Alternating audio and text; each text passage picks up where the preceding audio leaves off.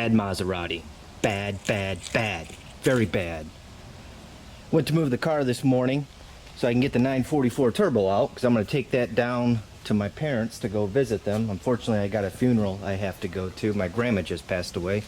She was 92 years old. She lived a very long and happy life. She'll be dearly missed. I'm sure she's looking down on me right now from above saying, hey, making another video. I love watching them. So anyways, went to turn the car on this Maserati, my wife's Maserati Granturismo, and the whole instrument cluster just lit up like a Christmas tree. And the weird part is it's not turning off. So if I stick the key in the ignition and we'll turn the car on, I mean, as you can see, nothing works. I got nothing. Nada. Zilch.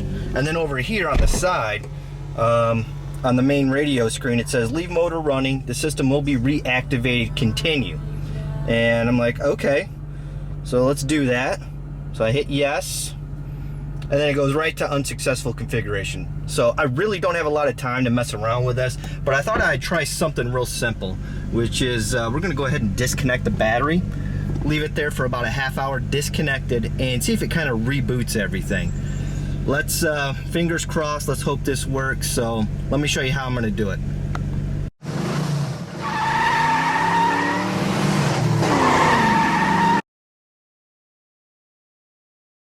Thankfully, the trunk release button still works.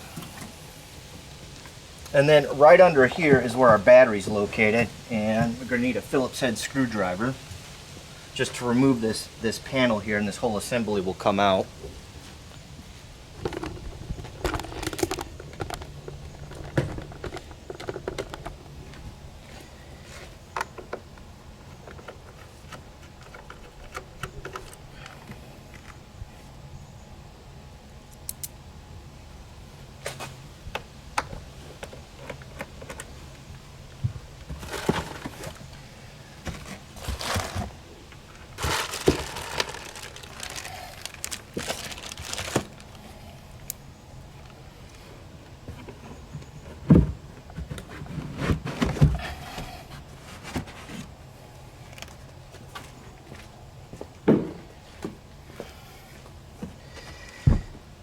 So I'm going to disconnect the negative side first, and all there is just a little lever that you pull out like so, and it should come right off.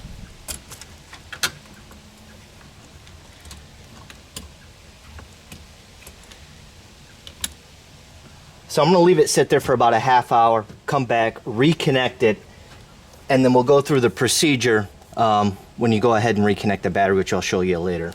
So while we're waiting for this thing to stay disconnected for about a half hour, I thought I'd check the battery with my voltmeter here, see what kind of charge we have on it. I leave the car plugged into a tender. As you can see, the tender's hooked up right here. There's a connection for the positive, there's a connection for the negative, and so the battery should always be in tip-top condition.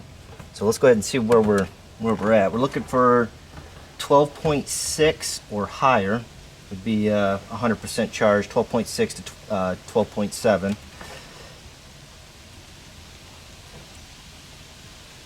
So we're at 12.65, so the battery's fully charged. So I'm going to go through and just mess around with the fuses that are back here, make sure those are all good. I'm just going to switch my multimeter to continuity test. So if it beeps, that means the fuse is good.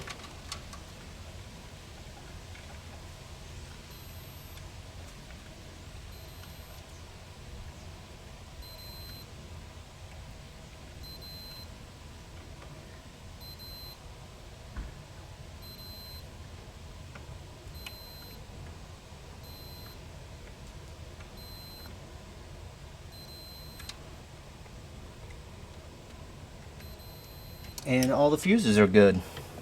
Alright, so it's been about a half hour that the battery's been disconnected, so I'm going to go through and follow these steps here on page 222. It says each time the battery is reconnected, wait at least 30 seconds with the ignition key in position MAR before starting the engine. This enables the electronic system that controls the motor-driven valves to perform a self-learning procedure. The multimedia system settings procedure can be performed at the same time. So you're probably wondering, what the heck is the MAR position on the ignition. Well, they got it right here on page 94. So you got stop, accessory, MAR, and then AVV is actually when you start it.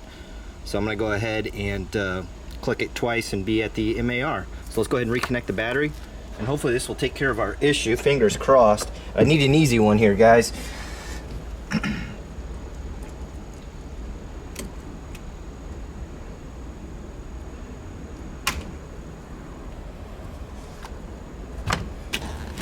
Well, the good news is the instrument cluster is turned off, so it's not illuminated right now with all the warnings. So let me go ahead and put the key position in position MAR.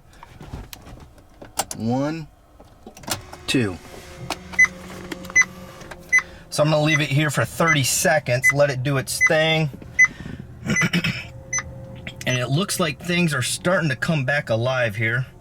I don't have any weird menu on this radio screen anymore.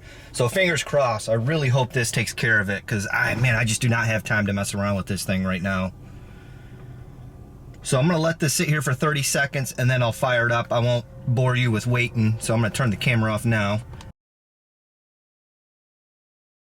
All right, it's been 30 seconds, so I'm gonna go ahead and fire up the car. Fingers crossed, man.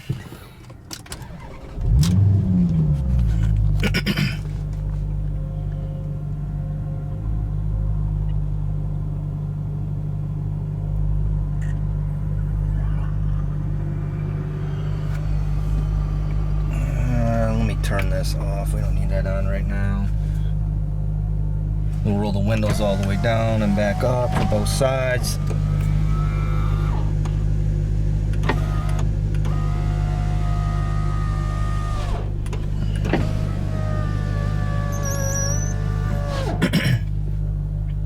Wow, did this actually work? Is everything working? Oh my gosh, it's working! Oh, thank you! I got a low tire pressure warning, which I've had before. I think the batteries are getting low and the tire pressure sensors. I do have a new video that will be coming out here shortly. I got 4 new tire pressure sensors, and I also bought a tool on how to program the sensors to the car. So that will be a later video. It probably won't come out until next year. So I'm not too worried about the tire pressure sensor warning light right now. Let me just go and we'll shut the trunk and make sure the car still runs good. Well guys, disconnecting and reconnecting the battery seemed to take care of my crazy instrument cluster issue that I was having. I don't know what caused it. I do know the car had been sitting for about 2 weeks before the last time we took it out. So something must have got fumbled up there in that 2-week period. So I thought I'd give it a shot with just, you know, disconnecting the battery and then reconnecting it, because, you know, I've tried that before with other vehicles I've owned, and 9 times out of 10 when I usually have an issue like that, it usually takes care of it. So if you're also having a similar issue where you hop in your Maserati and notice that the instrument cluster is lit up like a Christmas tree, don't just bring it into the dealer and have them charge you, you know, hundreds if not thousands of dollars to diagnose it, because you might get lucky. Try disconnecting the battery, leave it sit there for about a half hour, and then follow the reconnection procedure. It's very simple, very easy to do, and it got me on my way. Everything's working fine. So I just got done taking the car for a good half-hour drive, and everything is working flawlessly. So hopefully this video will help you guys. If you'd like to see more Maserati DIY videos, make sure you hit that like button, and don't forget to subscribe. Take it easy. Bye.